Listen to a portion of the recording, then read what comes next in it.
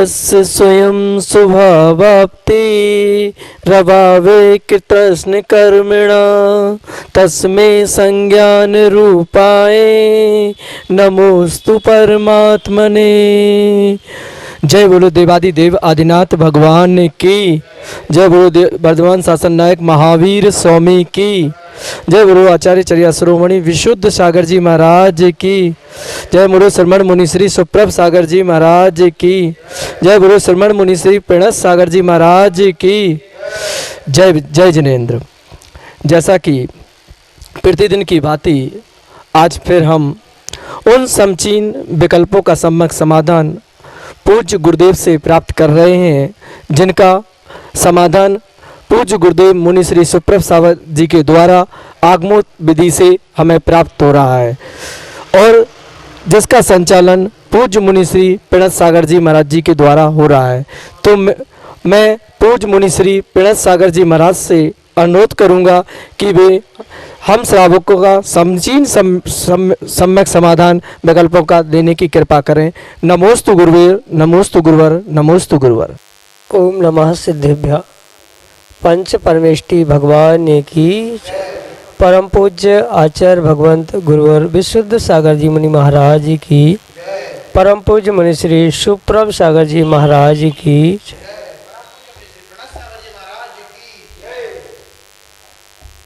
हम सभी का परम सौभाग्य है कि इस वर्ष हम परम पूज्य आचार्य भगवंत गुरुवर विशुद्ध सागर जी महाराज का स्वर्णिम जन्म जयंती वर्ष मना रहे हैं और इस स्वर्णिम जन्म जयंती वर्ष की एक महान उपलब्धि हम सभी सुधी स्वाध्यायी श्रावक श्राविकाओं को प्राप्त हुई।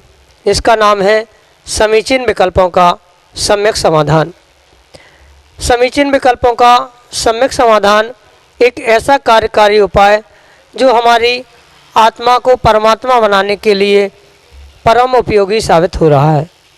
देश के विभिन्न प्रांतों से अनेक समीचीन विकल्प हमें यहाँ प्राप्त हो रहे हैं और उनका सम्यक समाधान परम पूज्य आचार्य भगवंत गुरुवर विशुद्ध सागर जी महाराज के मंगल सुभाषित से उन्हीं के सुयोग्य शिष्य परम पूज्य मुनि श्री सुप्रभ सागर जी महाराज के मुखारबिंदु से हम सभी यहाँ प्रतिदिन प्राप्त कर रहे हैं। प्रारंभ करते हैं आज का सम्यक समाधान और आज का पहला विकल्प आष्टा मध्य प्रदेश से अनन्य गुरु भक्त डॉक्टर मगन जैन, श्रीमती चंदा जैन परम पूज्य मुनिश्री के चरणों में त्रिकाल त्रिभक्ति पूर्वक कोटि कोटि नमोस्तु निवेदित करते हुए अपना समीचीन विकल्प रख रहे हैं कि महाराज जी निरंतर चिंतन करने योग्य मैत्री, प्रमोद, कारुण्य और माध्यस्थ भावनाओं में कथित सत्व गुणादिक क्लेशमान और अविनियसु का लक्षण क्या होते हैं। हमारे समीचीन विकल्प का सम्यक समाधान करने की अनुकंपा करें। नमोस्तु महाराज जी, नमोस्तु। ओम नमः सिद्धम। परम पूज्य आचार्य भगवान गुरुवर विशुद्ध सागर जी महाराज की।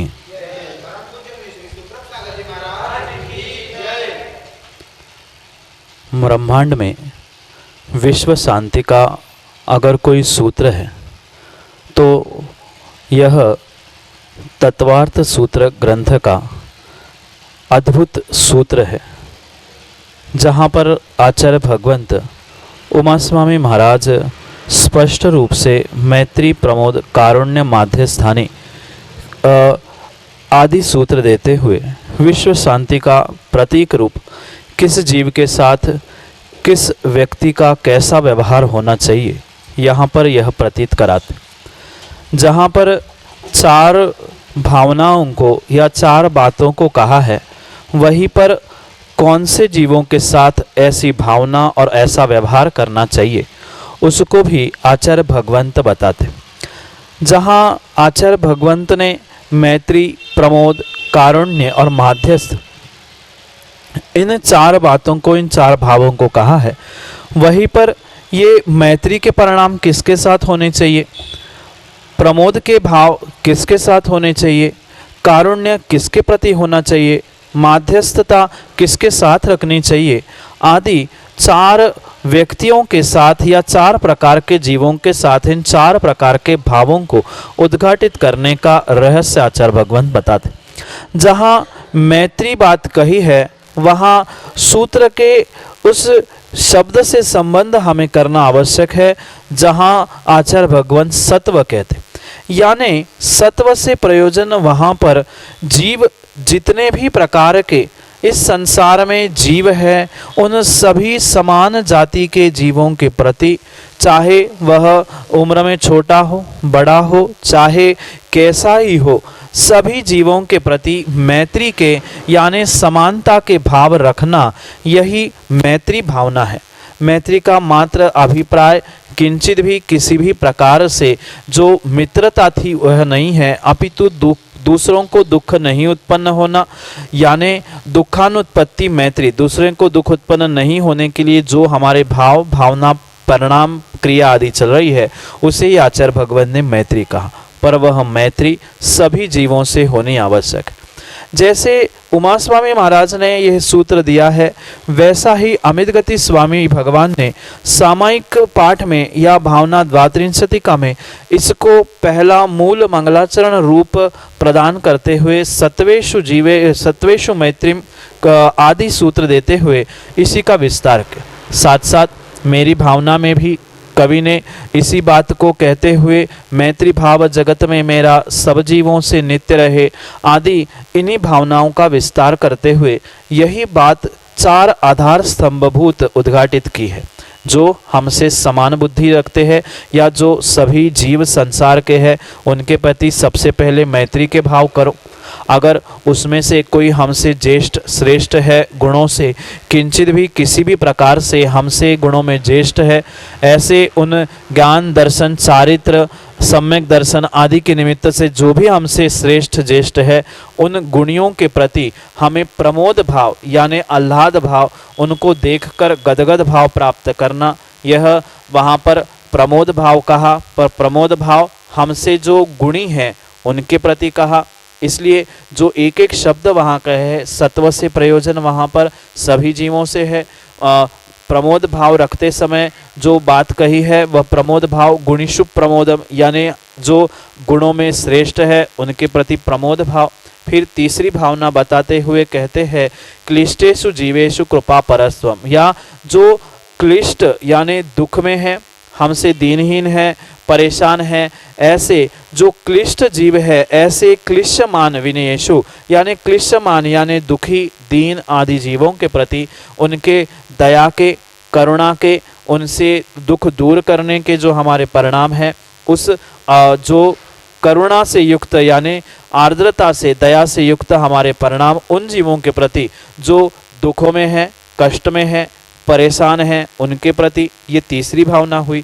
और चौथी भावना जो माध्यस्थता कही है वह जो कुछ भी हमसे विपरीत कार्य कर रहे हैं, हमसे द्वेष रखते हुए हमसे हमारी बुराई कर रहे, हमसे लड़ रहे हैं या किसी भी प्रकार से द्वेष रखने वाले जीवों के प्रति विपरीत कार्य करने वालों के प्रति माध्यस्थ भाव रखना, उस विपरीत कार्य करने वालों को ही आचार्य भगवान ने अविनयेषु ऐसा कहा। विनय यानी जो मद से रहित होकर झुकना जानता है, और अविनयेषु यानी उससे जो विपरीत कार्य कर रहे हैं लड़ रहे हैं आदि के प्रति हमारे माध्यस्थ भाव होना, ये एक विश्व शांति का मंत्र इन चार सूत्रों के साथ आचार्य भगवंत ने दिया। और यही उन चार प्रकार के जीवों का लक्षण है। संक्षेप में इतना ही। सत्व यानी सभी प्रकार के चतुर्गति के जीव, जो गुणिषु यानी जो गुणों में हमसे श्रेष्ठ ज्येष्ठ है, और जो क्लेशमान यानी जो हमसे दीनहीन कष्ट में है, साथ साथ चौथा अविनयेषु यानी हमसे जो विपरीत कार्य कर रहे हैं उनके प्रति ये चार भावनाओं को धारण करना, इससे ही विश्व शांति और घर परिवार देश में शांति हो सकती है। यही आपके लिए सम्यक समाधान। ललितपुर उत्तर प्रदेश से अगले विकल्प के लिए हमारे सामने हैं अमित जैन चंदन, जो कि अपना समीचीन विकल्प परम पूज्य मुनिश्री के समक्ष रख रहे हैं। हे गुरुदेव नमोस्तु। मेरी जिज्ञासा है कि आज हमारी समाज में एक नई कुरीति या एक गलत प्रथा जन्म ले रही है। आजकल हमारे यहाँ पे श्रावक लोग शुद्ध वस्त्रों में पूजा करने आते हैं और साथ में चप्पल पहन कर आते हैं, और जब हम उनसे पूछते हैं कि ये चप्पल नहीं पहनना चाहिए तो बोलते हैं कि हमारे घर की चप्पल हैं और शुद्ध चप्पल हैं। क्या हमारे आगम में ऐसा आया है कि घर की चप्पल होती हैं या शुद्ध चप्पल होती हैं? दूसरा महाराज जी कि कुछ लोग गाड़ी से भी आते हैं, तो क्या गाड़ी से शुद्ध वस्त्रों में व्यक्ति पूजन करने या अभिषेक करने के लिए आ सकता है? कृपया मेरी इसका समाधान करें। नमोस्तु गुरुदेव, नमोस्तु। वर्तमान में बहुत सारे जीव भौतिकता की चकाचौंध में धर्म के वास्तविक स्वरूप को भूल रहे हैं। जो धर्म की क्रियाओं को आचार्य भगवंतों ने आगम ग्रंथों में श्रावक और साधुओं के लिए उद्घाटित किया है, वहाँ पर जितनी भावों की विशुद्धि कही है उससे भी कई अधिक द्रव्य की शुद्धि यानी शरीर आदि की शुद्धि की बात भी कही गई। चाहे आहार देते समय हो, चाहे किंचित भी भगवान की पूजा अभिषेक के समय में हो, व्यक्ति हर समय मन की शुद्धि की बात करता है, कभी वस्त्रों की शरीर की शुद्धि की भी बात करता है, पर मात्र चर्चा करने से शरीर की तन मन की शुद्धि संभव नहीं होती। इसलिए वास्तविकता में जो आचार्य भगवंतों ने शुद्धि का व्याख्यान या सोले के वस्त्र आदि का व्याख्यान किया है उसे समझना परम आवश्यक है। किंचित भी किसी भी प्रकार से चंदन भाई चाहे गाड़ी पर या किसी भी प्रकार से जूते चप्पल पहनकर जो सोले के शुद्ध वस्त्र पहनकर मंदिर में पहुंच रहे हैं या मुनिराज को आहार देने पहुंच रहे हैं, वह किसी भी प्रकार से आगमोचित क्रिया नहीं है। क्योंकि भले ही जूते चप्पल चाहे आप सोने चांदी के बना लेना, पर सोने चांदी के चप्पल पैरों में ही पहने जाएंगे, भले ही वे लाखों करोड़ों के होंगे, कोई भी उस जूते चप्पल को सोने के होने से सर पे लेकर या पूजा गृह में लेकर नहीं पहुंच सकता। वर्तमान में ये भी देखा जाता है कुछ माताएं बहनें चौके में भी चप्पल पहनकर पहुंचती है, कुछ पुरुष वर्ग धोती दुपट्टे में जूते चप्पल के साथ पहुंचते हैं, भले ही वह प्लास्टिक के हो, चाहे कितने शुद्ध हो, घर के हो, अलग से बनवाए भी क्यों ना हो, पर किंचित भी वह आगम ग्रंथों में मंदिर जाते हुए जूते चप्पल पहनकर जाने का निषेध है। चाहे शुद्ध वस्त्र हो या नहीं हो, आचार्य भगवान तो एक श्रावक के लिए यही कहते हैं, कम से कम मंदिर जाते समय तो व्यक्ति को नंगे पैर ही पहुंचना आवश्यक। कम से कम नंगे पैर चलने से जीव नीचे जमीन को देख के चलेगा, रास्ते में कांच मल आदि नहीं पड़ा हो, उसके निमित्त से जीवों की भी रक्षा होगी। और जूते चप्पल पहन के जाने वाला या गाड़ी से जाने वाला व्यक्ति कभी भी इरियापथ या रोड को रास्ते को देखकर नहीं चलेगा, क्योंकि उसे पता है मैंने जूते चप्पल पहने हैं, वह मल को भी कुचलता जाएगा। कोई कांटे कांच पड़ी है उस पर भी पैर रख के जाएगा, गाड़ी भी लेके जा रहा है, तो वहाँ किंचित भी वस्त्रों की शुद्धि शरीर की शुद्धि संभव नहीं है। जब एक श्रावक को मात्र घर से मंदिर जाने के लिए नंगे पैरों के साथ कहा है, फिर शुद्ध वस्त्र पहनकर व्यक्ति किस प्रकार से अपने उस पैरों में जूते चप्पल पहन के जा सकता है? मैं तो आपसे पूछना चाहता हूँ चंदन भाई, आज तक जैसे भोजन की सोले की सामग्री आजकल तथाकथित बाजार में मिलने लग गई, तो सोले के जूते चप्पल कौन से फैक्ट्री में बनने लग गए हैं? इसलिए सोले के जूते चप्पल चाहे सोने चांदी के हो, चाहे रबड़ प्लास्टिक कपड़े के क्यों ना हो, वह कभी भी सोले के नहीं हो सकते, और इसलिए चौके में पूजन अभिषेक के स्थान में उनको पहन के जाना किंचित भी उचित नहीं है। रही दूसरी बात, जो व्यक्ति बिना चप्पल का जाएगा वो इरियापथ से देखते हुए जीवों की रक्षा करते हुए जाएगा, और वस्त्रों की शरीर की शुद्धि तभी है जिसके द्वारा हमारे शरीर से वस्त्रों से जीवों की हिंसा नहीं हो। गाड़ी से हमारा जाना हो, चाहे जूते चप्पल पहन के जाना हो, वहाँ से जाते समय हम जीवों की रक्षा का भाव नहीं रख सकते, शुद्धि अशुद्धि का भाव नहीं रख सकते।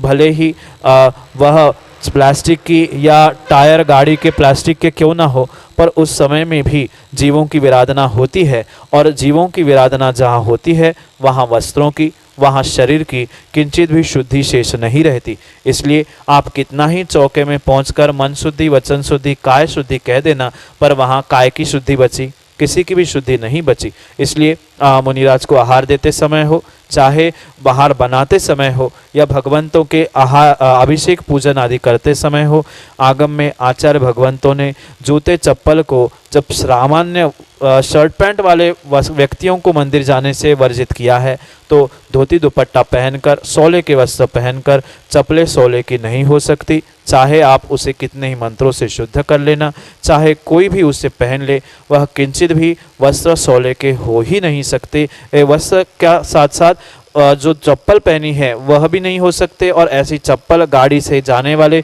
व्यक्तियों के वस्त्र भी सोले के शेष नहीं रह सकते, क्योंकि मात्र सोला उठा के ऐसे पहनना इतना ही सोला नहीं है। वहाँ पर वस्त्रों की, द्रव्य की, भाव की, मन की, सबकी शुद्धि अनिवार्य है। और उन जूते चप्पल गाड़ी आदि के निमित्त से किंचित भी मन की, वस्त्रों की और पापों की भी शुद्धि संभव नहीं है। हम भगवान का, तीन लोक के नाथ का अभिषेक करने जा रहे हैं, दिगंबर मुनिराज को आहार देने जा रहे हैं, और अगर मायाचारी करके मन शुद्धि, वचन शुद्धि कह रहे हैं और शरीर की, वस्त्रों की शुद्धि नहीं है, तो हमें पुण्य के साथ साथ हमें पाप का भी आश्रय होगा। इसलिए आगम के परिप्रेक्ष्य में आप यही समझे कि जूते चप्पल कभी भी किसी भी प्रकार से शुद्ध हो ही नहीं सकते। इसलिए सोले के वस्त्रों के साथ उनको पहन के जाना आगमोचित क्रिया नहीं है, इसलिए वह पहन के नहीं जाए, क्योंकि इरियापत का गमन नहीं होगा और चप्पलें कितनी भी कैसी हो वह सोले की हो ही नहीं सकती।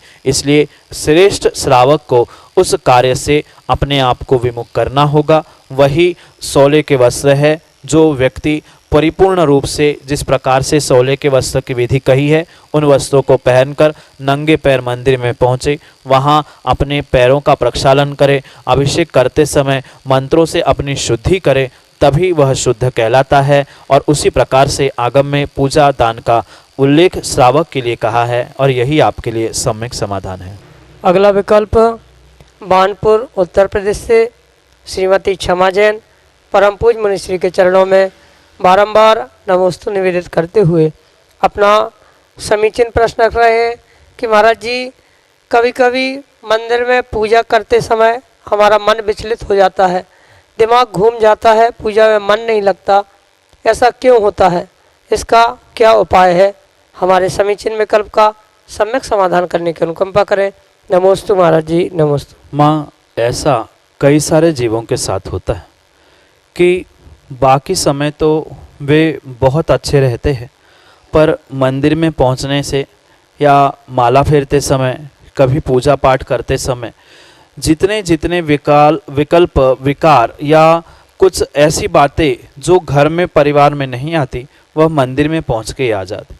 उसका मुख्य कारण तो पहला यह समझना कि घर में या बाजार आदि स्थानों में हमारे दिमाग में कोई ना कोई अन्य विकल्प सतत चलते रहते।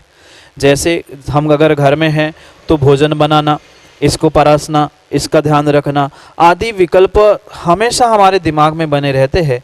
इसलिए बाहर के अनावश्यक विचार वहाँ नहीं आते, और हम जैसे ही मंदिर पहुँचते हैं, भगवान के सामने, गुरु के सामने शांति से पूजा पाठ करने लग जाते हैं, माला फेरने लग जाते हैं, ग्रंथ खोल के बैठ जाते हैं।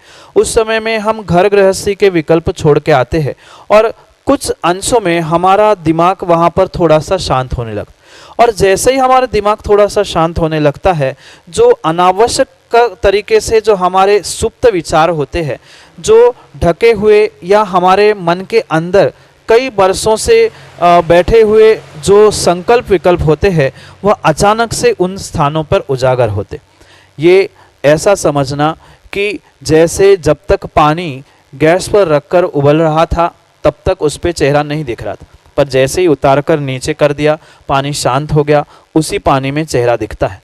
ऐसे घर में हम कहीं ना अनेक विकल्पों में रहते हैं, इसलिए वह बाहर के अजीबोगरीब विकल्प या विचार नहीं आते। और मंदिर में जैसे ही हम शांत हो जाते हैं, नाना प्रकार के विकल्प उसी समय हमें परेशान करते हैं। इसलिए कभी माला फेरने में, कभी पूजा पाठ में मन नहीं लगता, कभी वहीं पे हम हैरान हो जाते हैं और भागने का प्रयास करते हैं।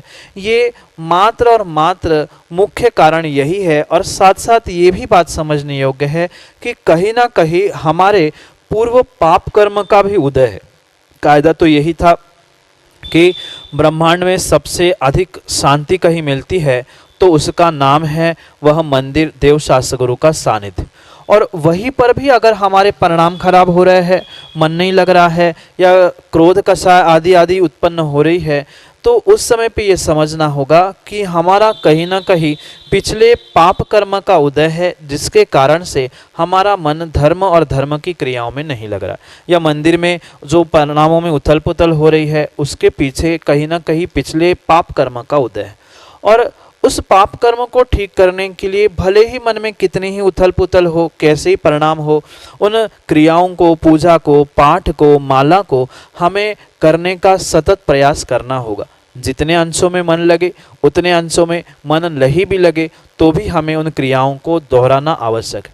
जैसे कभी हमें भोजन करते समय हम मन नहीं मानता या मन नहीं होता, कुछ ऐसी घटना घटी जहाँ हमें भोजन करने की इच्छा नहीं होती, मन नहीं करता, पर फिर भी भोजन करता है तो व्यक्ति का पेट भरता है। कहने का अभिप्राय यही है कि मन नहीं होने पर भी जब भोजन करने से पेट भरता है, तब मन नहीं होने पर भी धार्मिक क्रियाओं से कभी ना कभी तो हमारा वह पाप कर्म नियम से कम हो जाएगा। और जैसे ही हमारा पाप कर्म कम होके पुण्य वृद्धिंगत होगा, पुण्य बढ़ने लग जाएगा, तो हमारा भी देवशास्त्र गुरु के सानिध्य में पूजा पाठ आदि करते समय मन लगने लग जाएगा। इसलिए आप कितना ही मन खराब हो, कैसे ही परिणाम हो, पर वह धार्मिक क्रिया, पूजा पाठ, माला आदि करना ना छोड़े। अगर सतत करने का अभ्यास रखेंगे, आज नहीं तो कल नियम से हमारा मन अच्छा होगा और हमारे वह कार्य में पुण्य प्राप्त करके हम उन पापों को नष्ट करते हुए अपने जीवन में उन कार्यों में आनंद से सफलता प्राप्त कर सकते हैं। यही आपके लिए आशीष के साथ सम्यक समाधान। भारतीय टिकायत मालेगांव वासिम महाराष्ट्र से परम पूज्य मुनिश्री के चरणों में बारंबार नमोस्तु निवेदित करते हुए अपना समीचीन विकल्प रख रहे हैं कि महाराज जी, जैसे हमने किसी क्षेत्र पर कोई वस्तु का त्याग कर लिया और वह वस्तु हम छोड़ नहीं पाए तो उसका बंध पड़ता है क्या, और यदि पड़ता है तो हम उसका प्रायश्चित कैसे करें। हमारे समीचीन विकल्प का सम्यक समाधान करने की अनुकंपा करें। नमोस्तु महाराज जी, नमोस्तु। माँ, त्याग तो वही है जो हमने संकल्प के साथ साथ दृढ़ता से उसको अपने चारित्र में धारण किया है।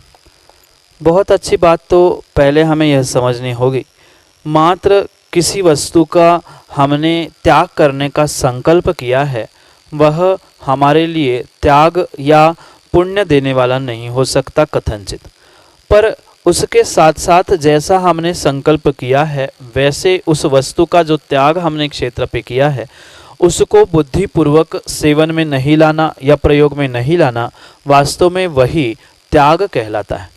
पर कदाचित कभी कभी ऐसा भी होता है कि हम क्षेत्र पर पहुँचे, वहाँ पर हमने वस्तु का त्याग किया और घर आके कुछ ऐसे कारण मिले कि हम उस वस्तु का त्याग नहीं कर पाए या उस वस्तु को छोड़ नहीं पाए, या कुछ विषमता के कारण या प्रमाद के कारण भी हम उस वस्तु का सेवन करते रहे, उस वस्तु का प्रयोग करते। नियम से ऐसे समय पर जीवों को पुण्य की जगह पाप का बंध आश्रव अवश्य ही होगा, क्योंकि आपने भले ही परिपूर्ण रूप से त्याग नहीं किया था, पर त्याग का जो संकल्प आपने उस समय पे किया था, वह त्याग का संकल्प करने पर भी आपने उस त्याग को परिपूर्ण रूप से पालन नहीं किया, इसलिए वह संकल्प, वह नियम आपने तोड़ा है। इसका आश्रव बंध आपको नियम से होगा। साथ साथ ये बात भी आपको समझने योग्य है कि अगर वह त्याग आपने सामान्य रूप से कहीं अन्य स्थानों पर किया होता तो हो सकता है आपको उसका पाप का आश्रय बंध कम होता, पर आपने कहीं तीर्थ क्षेत्र में, अतिशय क्षेत्र में, सिद्ध क्षेत्र में, जितने अधिक उच्चतर क्षेत्र में उसका त्याग किया है, संकल्प किया है, और उस त्याग को आप जीवन में नहीं ला पा रहे हैं या संकल्प को जीवन में दृढ़ता से पालन नहीं कर पा रहे हैं, तो नियम से हमारे पाप के आश्रय बंध में विशेष वृद्धि होगी, उसमें विकल्प करने की आवश्यकता नहीं है। जैसे सामान्य रूप से घर में किया हुआ त्याग, मंदिर में किया हुआ त्याग, मंदिर से अतिशय क्षेत्र, अतिशय से सिद्ध क्षेत्र आदि क्षेत्रों में जैसे जैसे हम संकल्प करते नियम को तोड़ रहे हैं, तो उसका विशेष रूप से हमें पाप का आश्रय बंध होगा। यही आपके लिए समझने योग्य बात है। साथ में यह बात भी हम बहुत अच्छे से समझे कि जहाँ जिस वस्तु का हमने संकल्प पूर्वक एक बार त्याग किया है उसे प्राण जाने पर भी नहीं छोड़ना चाहिए।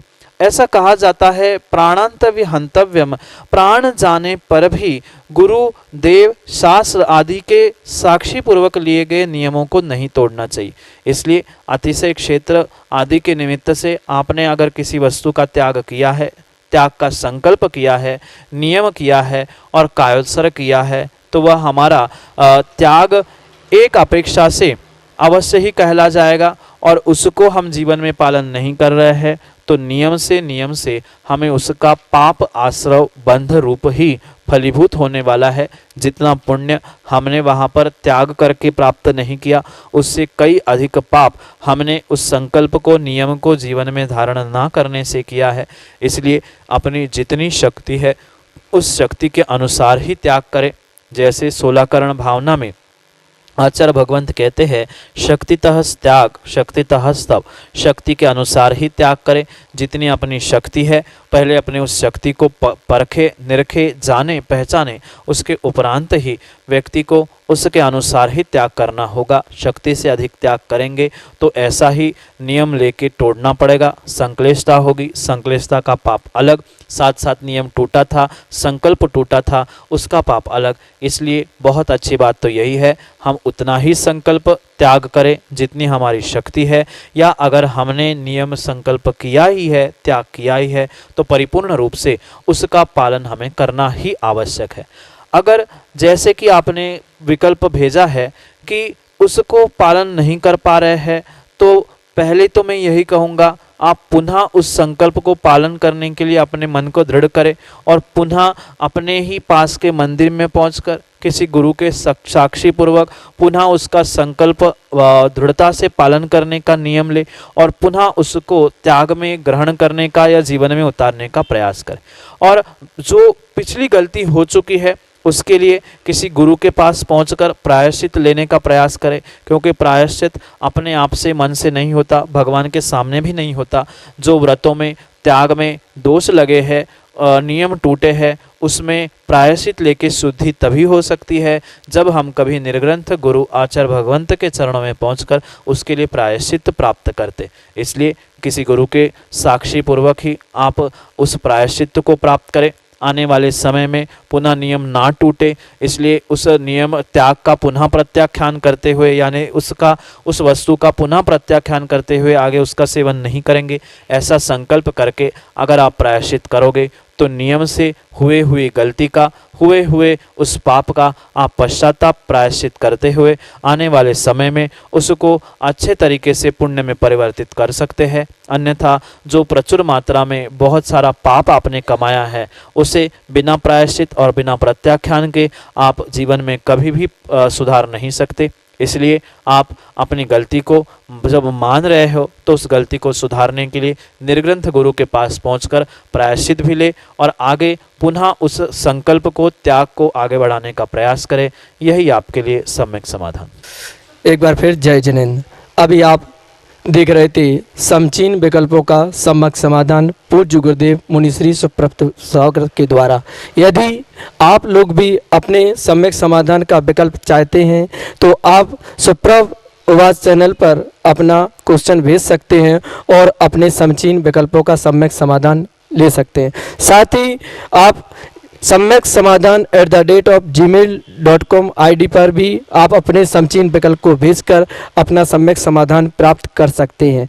और अभी आपका इसी महीने से पारस चैनल पर शाम को 4 बजे लाइव प्रसारण आप सम्यक समाधान के देख सकते हैं और अपने समचीन विकल्पों का समाधान प्राप्त कर सकते हैं।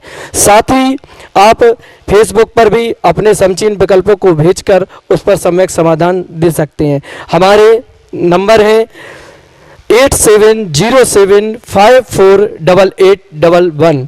दूसरा नंबर नोट करें 7415306441। जय जिनेंद्र।